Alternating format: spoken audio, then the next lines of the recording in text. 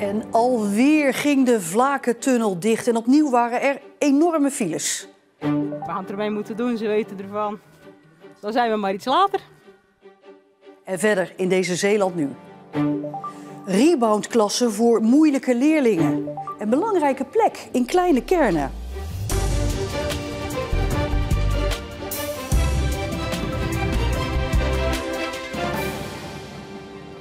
En weer was de Vlakentunnel dicht voor de tweede keer in een week tijd. En dit keer vanwege een technische storing. Maar weer stond het verkeer in en uit Zeeland uren muurvast. De SGP in de Tweede Kamer heeft vandaag Kamervragen gesteld over het gebrek aan omleidingsroutes in Zeeland. Want de afsluiting leverde ook vanochtend weer een hoop frustratie op. Ik heb je al vaak verteld vanmorgen dat de Vlakentunnel dus dicht is en dat het tot grote vertragingen leidt. Omleidingsroute is er wel, over de Vlakenbrug bijvoorbeeld, maar daar sta je zeker een uur vast. We gaan het ermee moeten doen, ze weten ervan. Dan zijn we maar iets later. En wat voor filerijder bent u? Gelaten of zit u soms toch ook even te vloeken en op het stuur te slaan? Nee, vloeken doe ik echt niet aan. Nee. Dan maar gewoon gelaten. Als u dit zo ziet, maakt u zich dan zorgen over het feit, er hoeft maar dit te gebeuren en het staat muurvast?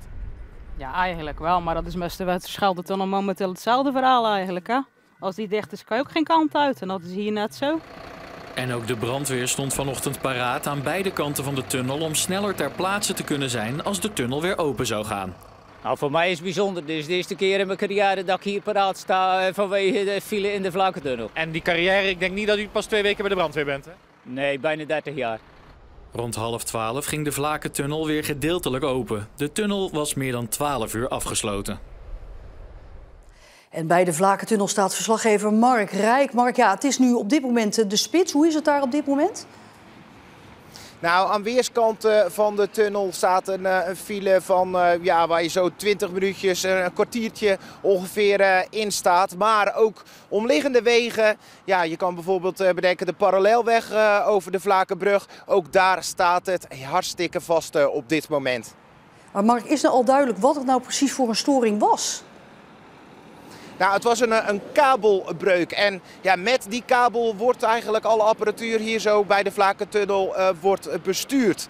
Nou is er een backup systeem, alleen ja, helaas gisteren lag die er ook helemaal uit. Ja, het lijkt een klein beetje op wat we in 2023 hebben meegemaakt. Want ja, ook toen was de tunnel op afstand niet bestuurbaar. Ja, waardoor de tunnel ook toen bijna een dag dicht was. Maar met zo'n storing die jij beschrijft, moet dan meteen die hele Vlakentunnel dicht bij de buizen? Ja, alles heeft met veiligheid te maken volgens Rijkswaterstaat. Want op afstand worden bijvoorbeeld ook de matrixborden worden bestuurd. Bijvoorbeeld ook de camera's en bijvoorbeeld de slagboom die de tunnel dicht kan doen. Gebeurt er nou bijvoorbeeld iets in de tunnel, ja, dan wil je geen verkeer meer daarin hebben. Dus dan moet die slagboom dicht kunnen. Nou ja, allemaal dat soort dingen voor die veiligheid. Omdat dat niet meer kon, hebben ze besloten om de tunnel dicht te doen. Mark Rijk, dankjewel, bij de Vlakentunnel. Ja, in de studio is aangeschoven Harold van der Velde, lid van de Statenfractie in Zeeland van de SGP. Ja, meneer van der Velde, wat dacht u toen u vanochtend hoorde dat voor de tweede keer in een week de tunnel weer dicht was? Ja, enorm veel frustratie. Net als al die mensen die we net hebben gezien. Voor inwoners, voor ondernemers, heel veel hinder. Verkeersonveilige situaties omdat het overal muurvast staat. En heel veel economische schade voor Zeeland. Ja, heel veel economische schade? Jazeker. Vrachtwagenchauffeurs die 3-4 uur vanochtend hebben stilgestaan, later op hun bestemming in Zeeland kwamen, daar ook weer afhankelijk zijn van laden lossen. Alles heeft gewoon een halve dag plat gelegen in Zeeland. U heeft zelf al statenvragen gesteld, maar nu heeft u ook uw SGP Tweede Kamerfractie aan het werk gezet. Er zijn nu ook Kamervragen. Jazeker, we spreken over de A58. Dat is een weg van Rijkswaterstaat. Valt dus onder de minister. Dus daarom is het ook belangrijk dat het op de landelijke politieke agenda komt. En onze SGP-Kamerfractie, Christoffer, heeft vragen gesteld. En ja, ik vat het maar zo samen. De tijd is voorbij dat we praten over kleine ingrepen. We moeten het echt nu gaan hebben over de grotere ingrepen. En dan moeten we echt denken aan het aanpassen van wegen. Doorsteken maken op de A58. Toch kijken of de tunnelwet aan kunnen scherpen om tweerichtingsverkeer in 1 buis te doen. En ik denk dat dat nu echt wel onderwerp van gesprek zal moeten zijn. Dank u wel, meneer Van der Velde. Chemiebedrijf Dow gaat 132 banen in Nederland schrappen. Wat de gevolgen zijn voor de werknemers in Terneuzen is nog onduidelijk. De reorganisatie bij Dow hangt al langere tijd in de lucht. Eerder ging een grote onderhoudsstop aan een fabriek in Terneuzen niet door. Het chemiebedrijf heeft last van concurrentie en de gevolgen van de energiecrisis. In Nederland gelden er bovendien nog extra heffingen die volgens Dow ongelijkheid creëren met de rest van de industriële bedrijven in Europa. De werknemers in Terneuzen zijn vandaag ingelicht over de maatregel. Een man is vanochtend in een boomgaard in Waarden met beide benen vast komen te zitten in een landbouwvoertuig. De brandweer heeft hem uit het landbouwvoertuig bevrijd, waarna hij met de traumahelikopter naar het ziekenhuis is gebracht. De Eikvaren. Deze historische kademuur aan de Kinderdijk in Middelburg is gerestaureerd. Plantjes uit de oude muur zijn teruggeplaatst tussen nieuwe stenen. Dat is eigenlijk een soort rotsgebergte in de stad. En dat is eigenlijk de enige plek in Nederland waar ze kunnen groeien. Daarom is het zeker, vond ik het belangrijk om er goed aandacht aan te besteden. En gelukkig is dat ook gebeurd. Omwonenden volgden de werkzaamheden 1,5 jaar op de voet. Ongelooflijk respect gekregen. Ik heb zelf altijd op een kantoorstoel gezeten. En ik heb nu gezien hoe die mannen kunnen werken. Middelburg gaat de komende tijd nog meer kademuren opknappen. Niet alleen werken aan je schoolwerk, maar ook werken aan je gedrag. Op Zeeuwse middelbare scholen is een zogenoemde rebound steeds gebruikelijker. In die speciale klas komen leerlingen terecht die in de gewone klas niet mee kunnen. Bijvoorbeeld door problematisch gedrag. Zoals op het Pieter Zeeman Lyceum in Zierikzee. Goedemorgen allemaal. Fijn dat jullie er ook allemaal weer zijn. Dit is het zogenoemde rebound-lokaal van het Pieter Zeeman Lyceum in Zierikzee. We zijn begonnen met een reboundklas om leerlingen die gedrag vertonen wat eigenlijk in de klas niet meer past, toch op school te kunnen houden. In de reboundklas worden zij dan begeleid, zowel in het leren als in hun gedrag. Voorheen moesten we dan afscheid nemen van die leerling en die leerling proberen te plaatsen op een andere locatie. De school is een jaar geleden gestart met deze reboundvoorziening. Er zitten nu 5 leerlingen in de klas. Waarvan we inmiddels 2 leerlingen aan het reïntegreren zijn in de klassensetting. Terug naar de eigen klas is namelijk altijd het doel. Ik denk namelijk dat als je het goede gesprek voert, een kind wil niet vervelend zijn en een kind wil niet naar zijn. Er zit altijd iets achter. En als we daarmee samen kunnen werken, wij binnen de school, de jeugdhulpverlening en in de klassensetting, dan kunnen we kijken of dat we een veiliger klimaat hebben. En dan kunnen we er proberen om er alles aan te doen. Om dat te bereiken werkt de school samen met de gemeente, die een jeugdhulpverlener inzet. Dat is een ontzettende goede move geweest, omdat er minder uitval is. En dat er ook door de jeugdprofessional ook thuis de problematiek, als die er is, in kaart wordt gebracht. Zodat er ook op meerdere fronten hulpverlening kan worden ingeschakeld. Op het Calvijn College in Krabbendijken hebben ze zo'n reboundvoorziening al 12 jaar.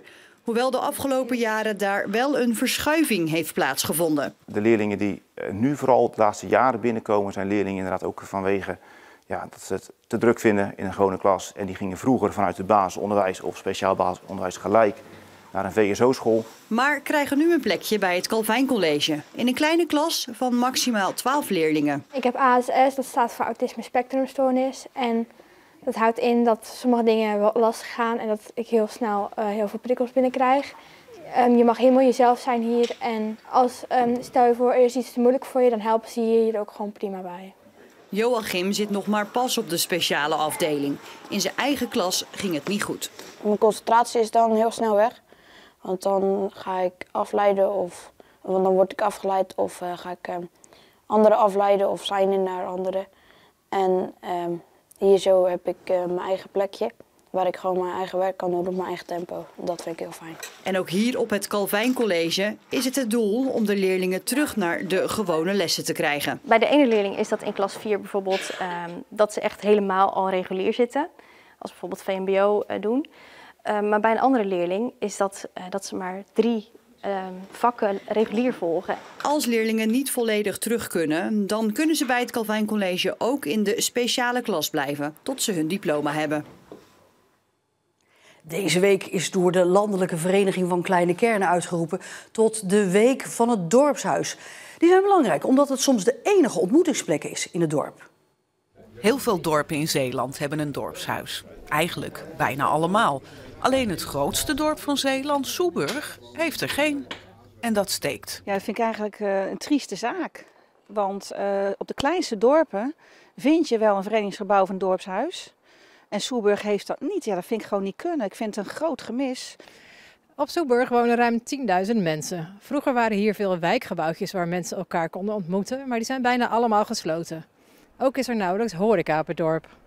We merken allemaal wel dat het toch allemaal een beetje aan het verkillen en het verstillen is in de samenleving. En een dorpshuis is een heel belangrijk ontmoetingspunt waar mensen kunnen samenkomen en er ook gezellige activiteiten georganiseerd kunnen worden, maar ook verenigingen, bibliotheek. Ja, je kan het gek niet bedenken, het zou natuurlijk allemaal een plekje kunnen krijgen. Maar een dorpshuis is niet alleen voor lollige dingen. De wijkagent die houdt nou spreekuur in de beddenzaak. Dan denk ik, jongens, dit verzin je toch niet?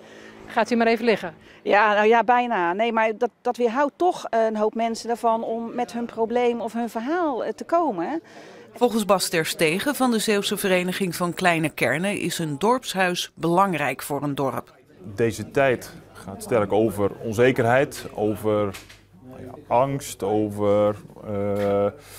Ja, het gaat veel over de negatieve kant. Dit is ook wel een warme deken voor mensen. Van, hey, ik wil even gewoon even al dat slechte nieuws wat er is op dit moment ook aan de kant zetten. Laten we gewoon even met elkaar gewoon even een potje kaarten en even wat drinken. Het is ook een soort opnuchtering. Je ziet dat er heel veel verschillende dorpshuizen zijn. We zijn vandaag te gast bij een dorpshuis waar geklaverjast wordt. Maar er zijn ook dorpshuizen of sozen waar jongeren zijn of waar specifieke activiteiten zijn voor bepaalde andere groepen. Dus dat wisselt heel sterk per dorp. De dorpsraad van Soeburg had haar oog laten vallen op het pand van Omroep Zeeland. Dat komt over 2 jaar vrij als de omroep naar een nieuw pand verhuist. Maar het pand is al verkocht. Ja, dat is flink balen natuurlijk, hè? Want dat wisten wij ook pas nadat de boel al rond was. Het is weer mosterd na de maaltijd. En dat is natuurlijk in en in triest, want hoe mooi zou het kunnen zijn dat een voormalig gemeentehuis, hè, het is een gebouw uit 1939, hoe mooi had het geweest dat het weer terug zou gaan naar ons als dorp. De gemeente Vlissingen wijst erop dat er nog een wijkcentrum is in Soeburg. Maar dat is niet een dorpshuis zoals de dorpsraad dat wil. Openbaar toegankelijk en multifunctioneel met allerlei activiteiten naast elkaar. Maar de gemeente Vlissingen zegt niet van plan te zijn zo'n dorpshuis te realiseren in Soeburg. Als het overal mogelijk is, werkelijk de kleinste dorpen. Want ik kan geen dorp verzinnen die dit niet heeft. Het zal misschien in heel Zeeland 1 enkel dorp zijn. Dan denk ik van ja, dan moet het hier toch ook kunnen.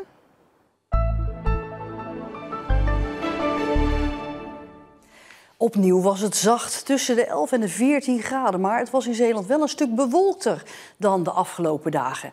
En die bewolking blijft, maar het wordt wel warmer. Zeker zaterdag en zondag waarschijnlijk regen. En tot zover deze Zeeland Nu. Nog een hele fijne donderdagavond en graag tot morgen.